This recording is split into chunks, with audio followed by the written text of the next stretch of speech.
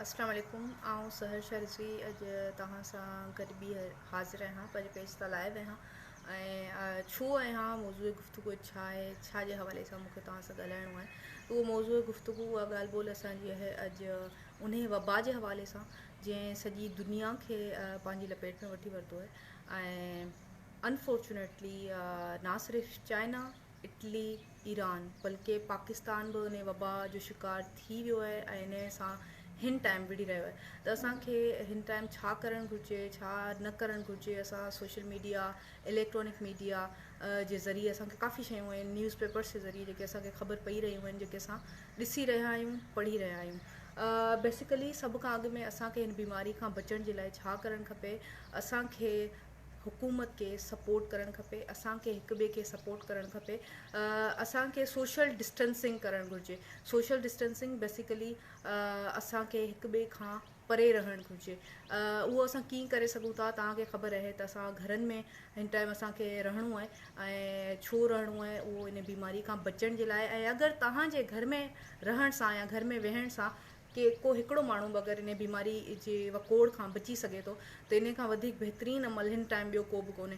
त जेतिरो बि थी सघे तव्हां अवॉइड कयो पब्लिक गैदरिंग्स खे, रश वारी जॻहुनि ते वञण खां हिन टाइम तव्हां अवॉइड कयो जेतिरो बि थी सघे। ऐं ॿियो तव्हां शेक हैंड करण खे अवॉइड कयो, हथ मिलाइण जी जेका रस्म आहे उन खे बि तव्हां अवॉइड कयो। फ़िलहालु कुझु टाइम ताईं जेसि ताईं सभु शयूं रिकवर थी वञनि, नॉर्मल थी वञनि, पोइ वापसि सॼी जेका रुटीन आहे असांजी सेम थी वेंदी। पर फ़िलहालु तव्हांजो घर में वेहणु इलाही इम्पोर्टेंट आहे, त तव्हां पब्लिक गैदरिंग्स खे अवॉइड कयो। ऐं ॿी शइ जेका आहे तव्हांखे हालात ॿुधायां, अॼु जो जेके WHO जी रिपोर्ट मूं पढ़ी त उन जे हिसाब सां अॼु सिंध में 245 माण्हू जेके आहिनि उहे इन वबा जो शिकार थी चुका आहिनि। अॼु जी रिपोर्ट आहे इहा ताज़ी। ऐं पंजाब में 78 माण्हू आहिनि जेके इन बीमारी जो शिकार थी चुका आहिनि ऐं बलूचिस्तान में 83 माण्हू ऐं KP में 23 माण्हू।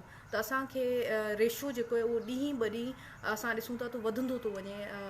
कोविड-19 जा जेके केसिस आहिनि, करोना वायरस जा जेके केसिस आहिनि उहे वधंदा था वञनि। त जेतिरो बि थी सघे तव्हां कोशिशि कयो त पाण खे, पंहिंजे ॿारनि खे इन बीमारी खां बचायो ऐं ॿाहिरि न वञो घर खां। ऐं अगरि वञो बि था कंहिं मजबूरी जे सबबु त कोशिशि कयो त सैनिटाइज़र जेको आहे उन जो इस्तेमालु कयो, हथ घणे खां घणा तव्हां वॉश कयो। ऐं ॿारनि खे बि इहा शइ तव्हां सेखारियो त हथ वॉश कनि। अगरि हथ वॉश कंदा तव्हां त इहा बीमारी जेका आहे उन जो जेके असरात आहिनि उहे तव्हां ते असरु न कंदा। तव्हांजे सिर्फ़ु हथ धोइण जे अमल सां या तव्हांजे सफ़ाई जे अमल सां, हूअ बि सफ़ाई निस्फ़ ईमान आहे, असांखे ख़बर आहे त असांखे उन ते अमल करणु घुरिजे। ऐं ॿियो तव्हांखे ॿुधायां थी, पेंडेमिक आहे ही बीमारी जेका आहे वबा आहे ऐं ना सिर्फ़ु पाकिस्तान बल्कि सॼी दुनिया में इहा पखिड़िजी वई आहे। ऐं इहो बि ॿुधाईंदी हलां तव्हांखे त इन जा सिम्टम्स छा आहिनि, इहा बीमारी जेका आहे उहा केतिरी ख़तरनाक आहे। अनफॉर्चुनेटली मूंखे ॾाढो डिसअपॉइंटमेंट थी जेको सोशल मीडिया इस्तेमालु करण वारा जेके असांजा नौजवान आहिनि उन्हनि खे हिन टाइम असांखे अवेयरनेस जी ॻाल्हि करणु खपे। असां पढ़ियल लिखियल क़ौम आहियूं ऐं उहे ॿार जेके आहिनि सोशल मीडिया जेके इस्तेमालु कनि था उहे मीम्स ठाहे रहिया आहिनि, जोक्स ठाहे रहिया आहिनि। त इहा शइ न करणु खपे, छो त वबा आहे ऐं हिकिड़ो तव्हां इन खे वबा जंहिं शइ खे चओ था त उन में तव्हां फैमिली जेका आहे उहे फैमिली बि तव्हांखे डिस्टेंस कंदी आहे। अहिड़ी बीमारी हूंदी आहे जेका पखिड़िजे थी, हिकिड़े माण्हू मां ॿिए में ट्रांसमिट थिए थी। त तव्हां मीम्स ऐं जोक्स ऐं मज़ाक इन बीमारी खे न वठो त बहितर आहे, उन जा न ठाहियो त बहितर आहे। सिम्टम्स जेके आहिनि उहे तव्हांखे ख़बर आहे त फीवर आहे, बुख़ार आहे, तेज़ बुख़ार ऐं कफ जेका आहे उहा ड्राई कफ आहे, ड्राई कफ बि थिए थी ऐं ब्रीथ जेका तव्हांखे साह में ब्रीथिंग में जेका तव्हांखे तकलीफ़ थिए थी उहा बि आहे। त कोशिशि करियो तव्हां जॾहिं तव्हांखे इहे सभु सिम्टम्स आहिनि ऐं तव्हांखे महसूसु थिए थो त वाक़ई में कुझु जेको आहे सही न आहे, त तव्हां मेडिकल सर्विसिस जेके आहिनि उहे अवेलेबल आहिनि। हुकूमत असांखे ॿुधायो आहे त कहिड़ी कहिड़ी जॻहियूं आहिनि, हॉस्पिटल्स आहिनि जिन्हनि में वञी तव्हां चेकअप पंहिंजो कराए सघो था। ऐं ॿी ॻाल्हि त सिंध हुकूमत खे मां एप्रिशिएट कंदसि, साईं मुराद अली शाह जेके क़दम खयां आहिनि उहे यकीनन तारीफ़ जे क़ाबिल आहिनि। उन्हनि 10,000 बेड्स जेके आहिनि एक्सपो सेंटर में हिन टाइम क्वारंटाइन जे लाइ लॻाराया आहिनि या लॻाराए रहिया आहिनि। ॿियो वरी राशन जेको उन्हनि माण्हुनि खे जेके माण्हू डेली वेजिस ते कमु कनि था उन्हनि खे राशन मुहैया करणु उन्हनि खे फ़राहम करणु उहो बि हिननि कयो आहे। हुकूमत सिंध हुकूमत जेको आहे उन्हनि जी WHO बि तारीफ़ कई आहे। असां सभु बि करियूं था ऐं असां उन्हनि सां गॾु आहियूं हुकूमत सां। ऐं ॿी ॻाल्हि इहा त जेतिरो बि थी सघे तव्हां सोशल डिस्टेंसिंग कयो ऐं इन सां अगरि तव्हांजे अमल सां अगरि कोविड-19 खां या हिन ख़तरनाक वबा खां असां बची सघूं था त इन खां बहितरीनु अमल ॿियो को बि न हूंदो। ऐं स्पेशली लाइव ऐं इन करे आयसि त तव्हां सभिनि सां इहा गुफ़्तगू कयां ऐं जेके नौजवान आहिनि उन्हनि खे इहो ॿुधाइण जे लाइ त हीअ वबा जेका आहे इलाही ख़तरनाक आहे। This is not something that we can make jokes over. It's very serious. It's very something very important जंहिंखे असां हिन टाइम इहा सिचुएशन अनअवॉइडेबल सिचुएशन चई सघूं था।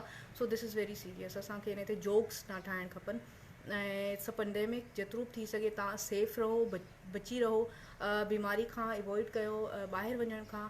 ऐं पंहिंजी हुकूमत जेके बि तव्हांखे शयूं चई रही आहे हिन टाइम, जेके माण्हू तव्हांखे शयूं चई रहिया आहिनि उन्हनि सभिनि खे तव्हां पंहिंजी नज़र में रखो। ऐं इम्पोर्टेंट छा आहे हिन टाइम तव्हांजो कहिड़ो अमल आहे जंहिंसां असां हिननि शयुनि खां बची सघूं था। का जंग हूंदी आहे जेका असांखे हथियारनि सां विड़णी पवंदी आहे, पर का जंग अक़लमंदी सां विड़णी पवंदी आहे। त हिन टाइम अक़लमंदी जो इस्तेमालु घणो कयो ऐं उहो असांखे घर में सिर्फ़ु रहण सां सोशल डिस्टेंसिंग सां अगरि असां हिन बीमारी हिन वबा खां अगरि असां बची सघूं था या असांजा प्यारा बची सघनि था या मुल्क जा माण्हू बची सघनि था त इन खां बहितरीनु ज़बरदस्त अमल ॿियो को बि कोन्हे। त क्वारंटाइन जेको आहे उन जे हवाले सां तव्हांखे ॿुधायां त क्वारंटाइन हिन बीमारी जे जेके सिम्टम्स माण्हुनि खे ज़ाहिर थियनि था या टेस्ट में पॉज़िटिव जेके माण्हू खे कोविड-19 पॉज़िटिव अचे पियो त उन्हनि खे रखनि पिया क्वारंटाइन में। ऐं उहो आहे हिकिड़ी आइसोलेशन वारी जॻह, हिकिड़ी अहिड़ी जॻह जिते उन्हनि खे रखियो वेंदो ऐं मालूम कयो वेंदो त बीमारी जो असरु जेको आहे उहो केतिरो आहे ऐं पोइ उनजो इलाजु कयो वेंदो उन हिसाब सां त हिन बीमारी जो केतिरी वकोड़ में इंसान अची चुका आहिनि। काफ़ी माण्हू आहिनि जेके हाणे रिकवर बि थी रहिया आहिनि। 2 केसिस पाकिस्तान में बि रिकवर थिया आहिनि। त इहा हिकिड़ी सुठी ॻाल्हि आहे। त चाइना बि हाणे इन खां जेको हिकिड़ी वॾी जंग चाइना कई आहे हाणे रिसेंटली उहे बि वुहान जेको आहे उहो रिकवर थी वियो आहे। चाइना रिकवरी जी तरफ़ वञी रहियो आहे। दुनिया जेका आहे हाणे इनशाला रिकवरी जी तरफ़ वेंदी। उमेदु हमेशह सुठी कजे, भली कजे, पर जेके ख़तरनाक शयूं आहिनि उन्हनि खां जेतिरो असां जेका बि शइ बहितर करे सघूं था कयूं। हिन टाइम हिक ॿिए खे ब्लेम नाहे करिणो, हिक ॿिए ते असां इल्ज़ाम हणी रहिया आहियूं। माण्हुनि खे असां इलाही घणो हू करे रहिया आहियूं, अनफॉर्चुनेटली बुली करे रहिया आहियूं ऐं असांखे न करणु खपे।